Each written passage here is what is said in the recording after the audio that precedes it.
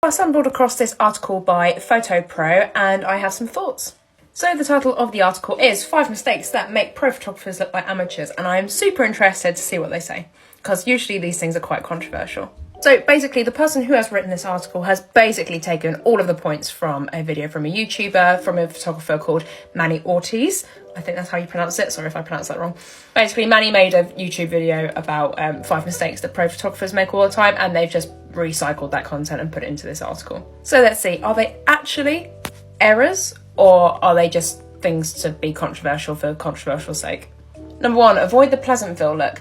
Now they do briefly describe it, but it means selective colour. So when one part of the photo is colour and the rest is black and white. Now it says that it used to be a cool thing, I thought it was cool, I even did it for weddings. Yeah, so did I once as well, I think we all did. So yes, I mean, from a stylistic point of view, I definitely wouldn't do this. I wouldn't say it made you look amateurish, but it definitely makes you look like a new photographer if you do it quite a lot. That being said, if you're shooting a wedding and your couple wants something like this, doesn't mean you have to say no. I had a couple recently actually that specifically requested selective colour in a few of their photos, and I said, yeah, absolutely, why not? Doesn't mean I post them in my portfolio, but I'll absolutely do it for them. Number 2 is avoid the raccoon look, and yes, this basically comes down to spotting where the good light is and where it isn't, which separates pro photographers from amateur photographers, so this is a fairly common one. Basically what it's saying is if you've got a light hitting the forehead, but you can't really see it in the eyes, you definitely need to readjust, because it'll make people have like dark bags under their eyes, even if they don't have them in real life. You can, I mean, do some post-processing on it, but it's best to get it right in camera.